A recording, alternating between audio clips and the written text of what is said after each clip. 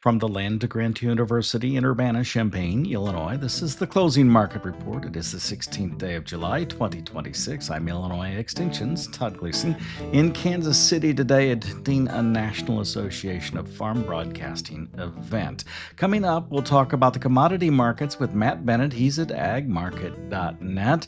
We'll hear about sulfur fertilizers and the changing needs of the corn crop across the Midwest as it is related to the Clean Air Act, and then we'll turn our attention to the weather forecast too.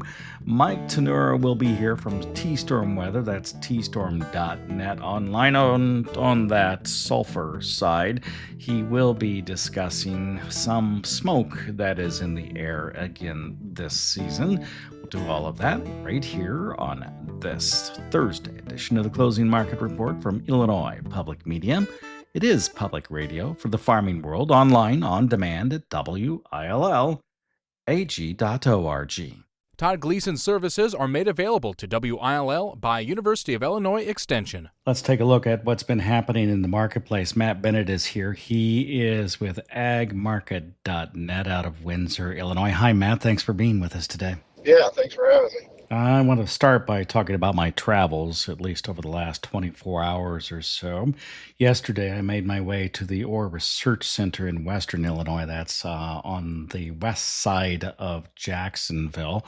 The trip from Champaign through Decatur, Springfield, and to Jacksonville on the interstate, Matt, surprised me just a bit because corn looked better than I suspected it should and probably did. I was pretty impressed by that. I pulled off at Jacksonville and then used two lanes from there, and we'll skip past the Bayless Orr Research Center, but all the way to Hannibal, Missouri then. And the two lanes there run through the hills and hollers and the trees and the farm fields. And that, too, looked really good. And then finally, across the top of Missouri on 36. I made that trip, Matt, on June 1st and back on June 4 or 5. I don't remember quite which day. All the way to Junction City, Kansas, in the middle of Kansas. The crop on that date looked way better at that point than what we had in Illinois, mostly because it had been planted much earlier. At the time, we had corn in Illinois, two-leaf on that route, all the way maybe to knee-high. And the corn in Missouri and Kansas was hip-high, much of it at that point. It looked really good. I will say this time around that it clearly has probably pollinated, and it appears to have been suffering from the heat. It was a bit spindly and, against the heat of the day, and it wasn't terribly hot, 91 yesterday coming across there. And I'm wondering, when you talk to producers, Matt, what they're telling you about the condition of the crop today and the condition of your crop there in Windsor. That'd be about an hour to the south of Champaign-Urbana. Yeah, our crop looks pretty good overall. I think the pattern tiled stuff has a chance to be pretty special. If we can get the right sort of rainfall here over the next couple, 3 weeks on corn and maybe next month, 5 weeks on soybeans.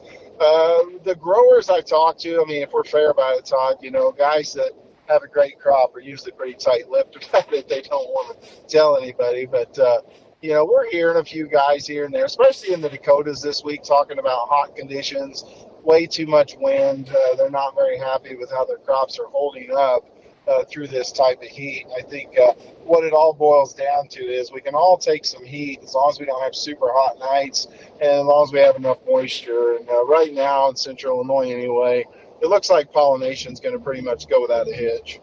For the moment, are you willing to mostly discount risk premium in the marketplace? Well, I don't think that the corn market would have been near as strong there on Wednesday if we wouldn't have had, Kansas City wheat up 40 cents and Chicago soft red wheat up in the mid-30s. There's no doubt that lent some support over towards corn and soybeans.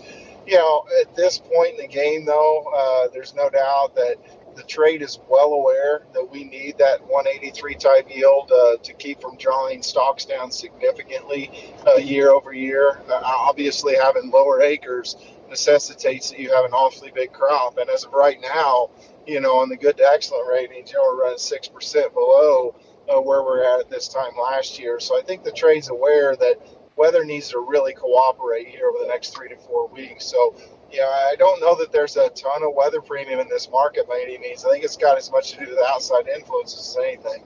Well, let's talk about some of those outside influences. They are primarily, there was weather related to France, but I think they're primarily due to both the war in Iran and the war between Ukraine and Russia, and how wheat may or may not be able to move out of the Black Sea, and oil, of course, out of the Strait of Hormuz at this point. How do you view those two? Yeah, I mean, the thing about the wheat situation is that there's no doubt, with some of those bombs flying back and forth, what that's doing is it's elevating wheat prices, and the people, some of the people that are engaged in that definitely have something to gain on the back end of that. I don't know if this stops and a bunch of wheat gets dumped on the world market. I don't know how this thing plays out, but there's no doubt that, it's a very interesting situation, and that's where a bulk of the exportable supplies out of the world, a large percentage come right out of that region. So, that's one thing that could make the wheat market very volatile. But like we tried to tell people here over the last day or so, taking advantage of that for someone that's maybe put wheat in the bin and saw it go up 50 cents to $1, it's not a bad idea to maybe take advantage of that. So, and that's obviously spilled over into corn and soybeans. As far as the Strait of Hormuz, the oil market has not skyrocketed up back closer to the highs. You're fluttering around the $80 mark. And with that being the case, it tells you that there's a large part of the trade that feels comfortable. This is all going to iron itself out sooner or later, and that the relief that we've seen in energy prices is something that's going to maybe come back to us. So, that's just kind of the way I'm looking at both of those situations as of today. So, how do you see corn and soybean and wheat playing out over the next month or month and a half in that case, particularly as we close in on the end of July, if a weather premium doesn't come back into this marketplace? Yeah, I mean, if weather premium doesn't come back into the marketplace, there's no doubt that you're going to be in a position where you're going to probably take these corn back under the 450 level again if you don't get weather issues to come in. I don't know that we fall precipitously. I don't think there's a lot of incentive for the grower to sell down at that 430 and below level. So your natural seller is probably going to be absent. But at the same time, I think it's going to be really hard to rally if you don't get a weather issue. And then as far as soybeans go, they've just been resilient, Todd, as you know. I mean, it's been such a resilient market, but it's also showed it doesn't feel real comfortable being above $12. So, a person has to understand if they're in a spot where they know they can make money in this type of level right now, they better be paying attention and at least putting in a worst case scenario. Thank you much. I appreciate it, Matt. Oh, absolutely. Thank you, Todd. Matt Bennett is with agmarket.net, joined us on this Thursday edition of the Closing Market Report from Illinois Public Media. By the way, I'll be traveling back from Kansas tomorrow. So instead of the Closing Market Report, you'll hear the Commodity Week program that I'll record this afternoon in person with Arlen Suderman and Mike Zuzolo.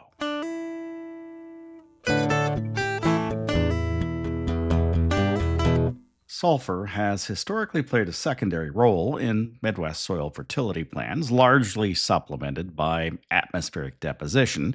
However, as clean air regulations continue to reduce that free supply, corn producers are reevaluating their nutrient management strategies. Yesterday, during Agronomy Day at the Orr Center in Western Illinois, University of Illinois researcher Blake Link addressed these shifting dynamics. I asked Link about the relationship between corn and sulfur. Sulfur, in terms of a fertilizer source that farmers require, comes in multiple forms, the most important of which is sulfate, because that's what plants are taking up. So when we talk about sulfur materials in terms of fertilizers, we're talking about things that contain sulfate itself. Think like ammonium sulfate. We're talking about things that contain thiosulfate. Think ammonium thiosulfate in a liquid form. And we're talking about things that contain elemental sulfur. Think Tiger 90 or some sort of pelletized elemental sulfur. Thiosulfate and elemental sulfur require oxidation to become sulfate. That process produces acidity, which farmers need to keep in mind in terms of lime requirements. But over time, they do become sulfate. That time period does depend on the amount of elemental sulfate. Thiosulfate generally becomes sulfate quicker, but all three of those sources are viable sources for farmers to use for S fertilizers. So, as a fertilizer, sulfur has been in the background. Once in a while you hear about it, but it seems today that there's much more discussion about sulfur and its need within the corn production process. I'm wondering whether you think that widely across the Corn Belt, sulfur is in short supply within the soils and that really needs to be added to them. Well, we can begin that discussion by talking about some soil test levels. We do a soil test survey across the Midwest, and our 2025 data is in. And in Illinois, we're seeing over 50% of soil samples, routinely ran soil samples, come in below 7 parts per million, which would fall in the very low category according to the Agronomy Handbook. So that does provide some background for us. I would also say, as many people probably know, listening to presentations in sulfur, that with the Clean Air Act and the cleaning up of coal-fired power plants, we're getting less sulfur deposited with rain. So the need is growing a little bit. Whether that's translating to a farmer getting a return on his investment for purchasing and applying sulfur fertilizer is relatively unclear in Illinois. There's been some more extensive research done in Indiana and other states, but at least for the confines of Illinois, we've seen inconsistent results, but we need some more time to accumulate a little bit more data to be able to give farmers a better understanding of that question. Are there parts of the state or soil types in particular that are more likely to be in need should you see on a soil test that it is short of sulfur? Absolutely. We think sulfur in many ways is analogous to nitrogen, Todd. And I think what's important about that is organic matter, as it mineralizes, produces sulfur for farmers and their crops. So situations where farmers have low organic matter levels, think about coarse textured soil, for example, or loamy soils.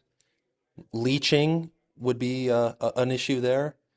Those are places where both the supply of sulfur is low and the losses of sulfur through crop uptake, but also leaching and other ways, is relatively high. And in that case, those might be areas to keep an extra close eye on for possible sulfur deficiencies. What do you tell farmers when you come to an agronomy day like this one about how they should assess the need? It's difficult to give a good answer to farmers at this point, Todd, about whether they should or shouldn't use sulfur. Unfortunately, we just don't have good statewide data to influence that. What I would say is that it's relatively low risk for a farmer in fields where he suspects a sulfur deficiency might be to do some trials of his own, or perhaps contact the Illinois State Fertility Lab or Illinois Extension to coordinate some on-farm trials to test whether sulfur is, first of all, going to influence yield at all, and second of all, going to return the farmer's investment for such a sulfur purchase. As we began our conversation, you suggested that producers would need to watch the acidity in this process. How so? And how do they test for that? What are they looking for when they're watching that? Yeah, that's a great question, Todd. It's not so that acidity is some scary thing that we need to be afraid of, and so we shouldn't use sulfur. It's more so that it's just an artifact of using thiosulfate or elemental sulfur fertilizers, just the same as we use ammoniacal fertilizers like anhydrous ammonia, for example. Those are also acid producing. So there's sort of an old rule of thumb that for every pound of anhydrous ammonia we apply, we need to think about putting down 4 pounds of pure calcium carbonate, or its equivalent in limestone. And in sulfur, a general rule might be 3 pounds of calcium carbonate or its equivalent, although that certainly depends, and we should definitely rely on regular soil testing to evaluate pH and possible lime applications versus relying on these rules of thumb. Just something to keep in mind for farmers when they apply sulfur. That's Blake Link. He's a PhD student at the University of Illinois under soil scientist John Jones and leads the field research team. You're listening to the Closing Market Report on this Thursday afternoon. Our theme music is written, performed, produced, and courtesy of Logan County, Illinois farmer Tim Gleason.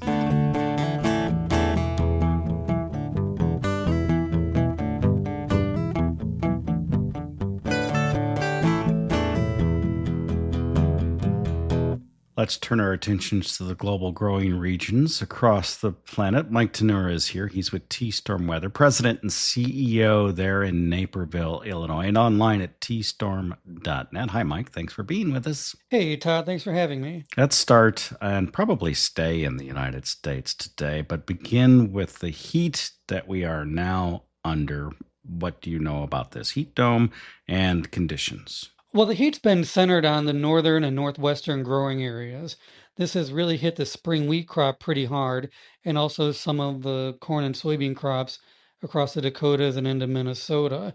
It has expanded over the last day or two to include more of the northern half of corn and soybeans. But everybody in the southern corn belt and into the mid-south, they're all saying, well, it hasn't really been that hot here. It's actually been pretty nice.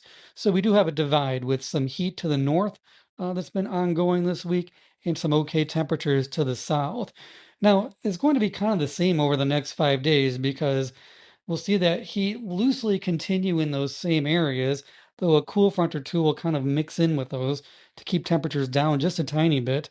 And then the southern areas, well, they'll never really tap into the heat. Yes, they might have a warm or hot day here or there through Tuesday, but we have a circulation that's moving northward as we speak, and that will bring some clouds and some showers and storms to these southern areas. So it's kind of a mixed bag, Todd, with half of the corn and soybean crop saying this is not really great, it's too hot, and the other half saying I don't see a problem. Not really great, it's too hot, but is it extreme in your opinion? It was earlier last weekend and into Monday. So Saturday, Sunday, and Monday, we saw highs solidly in the hundreds in parts of the Dakotas and Montana. But again, that was kind of centered more on spring wheat.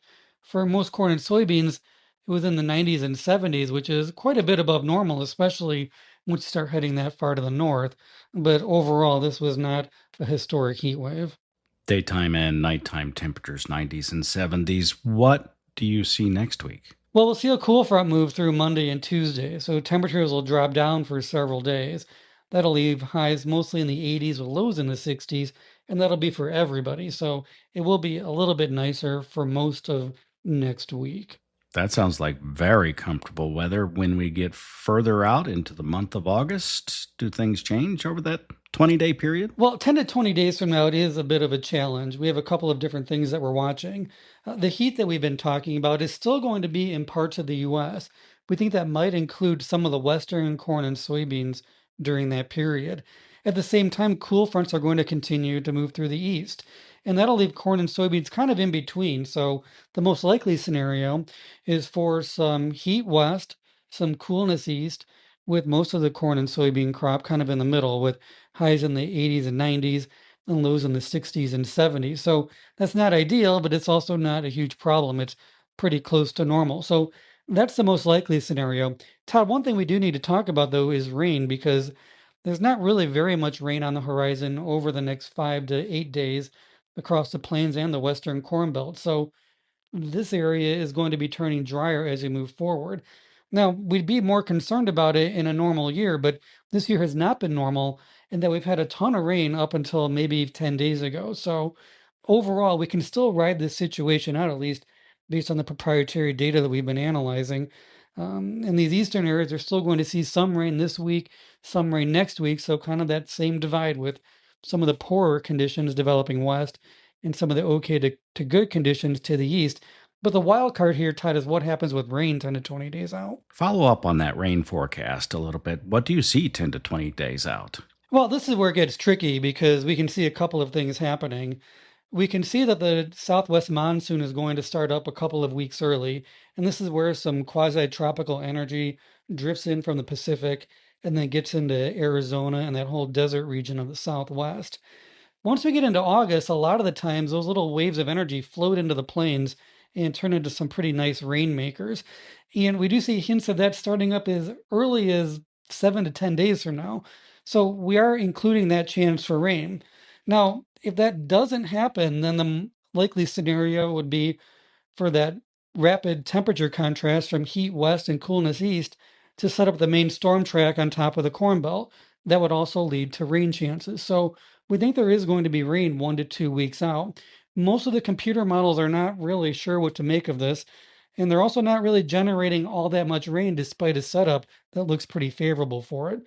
So at this point in time, we think the rains will be pretty close to normal in 1 to 2 weeks or in that 10 to 20 day period.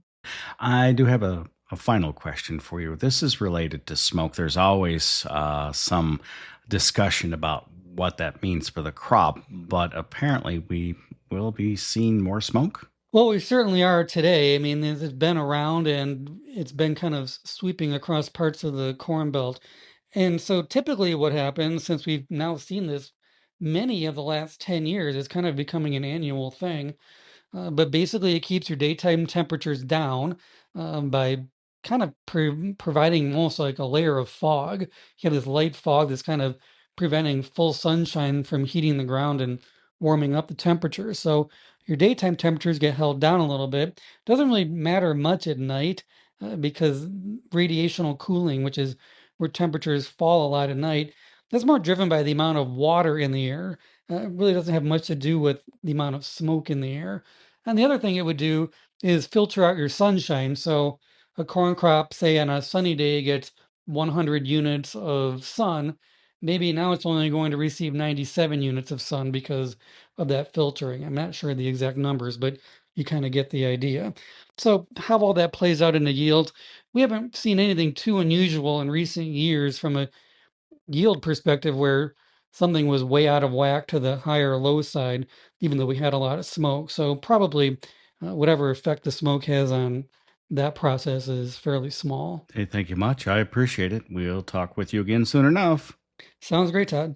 That's Mike Tannura. He is with Tstorm Weather. That's tstorm.net online. Joined us here on the Closing Market Report for this Thursday afternoon. Find and listen to the whole thing again anytime you'd like at willag.org. I'm University of Illinois Extension's Todd Gleason.